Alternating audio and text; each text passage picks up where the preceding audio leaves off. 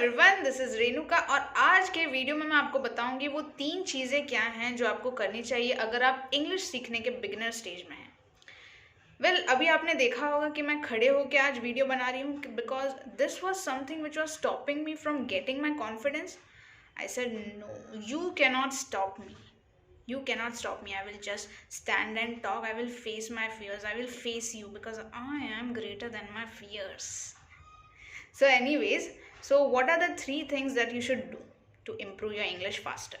So पहली चीज़ आपको करनी चाहिए, कोई भी जो छोटे बच्चे होते हैं उनकी बुक्स लीजिए, क्योंकि उसमें क्या होता है, जो छोटी कहानियाँ होती है और वो सरल भाषा, सरल इंग्लिश भाषा में होती है, उनको समझिए, पढ़िए, समझिए और फिर एक डायरी लीजिए, खुद की भाषा में लिखिए. इससे क्या होगा, अगर आप वैसा का वैसा समझने जाएंगे या फिर याद करने जाएंगे, आपको याद नहीं होगा एंड पॉइंट टू पॉइंट तो बिल्कुल याद नहीं होगा. तो आप बोलते वक्त भूल जाएंगे पॉइंट्स या फिर लड़खड़ा जाएंगे. तो नो पॉइंट इन दैट.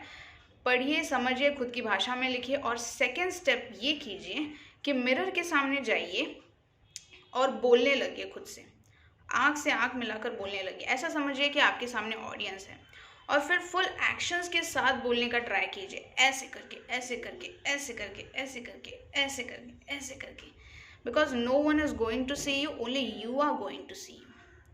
सो जो भी एक्शन आए कीजिए. आपको, मुझे पता है आप नहीं देख पाते खुद को स्टार्टिंग में बोलते वक्त एंड कॉन्फिडेंस भी आपका इतना नहीं होता है, लेकिन कीजिए क्योंकि आप ही देख रहे हैं.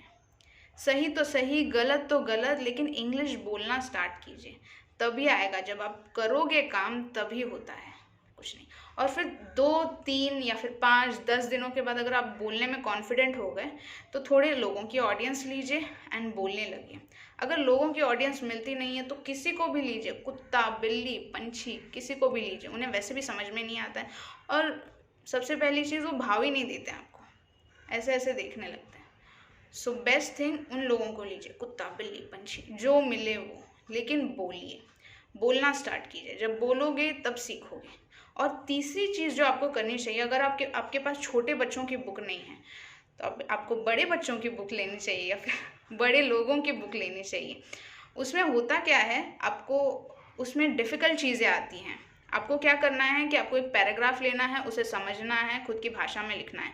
और अगर कोई डिफ़िकल्ट वर्ड आया तो उस वर्ड को लीजिए, मोबाइल में जाइए, टाइप कीजिए, इंग्लिश उसका मीनिंग आ जाएगा, हिंदी मीनिंग आ जाएगा. उसमें प्रोनाउंसिएट कैसे करते हैं, वो ब्लू बटन जो होता है उस पर क्लिक कीजिए, उसमें बताते हैं प्रोनाउंसिएट कैसे करता है. मीनिंग आ गया, प्रोनाउंसिएशन आ गया, फिर आपको वो वर्ड का मीनिंग भी समझ में आ जाएगा. अभी उस वर्ड को याद रखना आपका काम नहीं है, आपको सिर्फ उस डिफ़िकल्ट वर्ड को आपके रोज़मर्रा की लाइफ में यूज़ करना है, तब जाके वो वर्ड आपको याद रहेगा एंड उसका मीनिंग भी आपको तो अभी पता ही है. So these are the 3 things that you should do to improve your English faster if you are at a beginner stage. सबसे स्टार्टिंग में सब कुछ डिफ़िकल्ट होता है, I know, but you have to start anyhow. Start anyhow. Just do it. So this was all I wanted to say in this video and I hope you are all doing great. And till tomorrow, take care. Bye. Bye.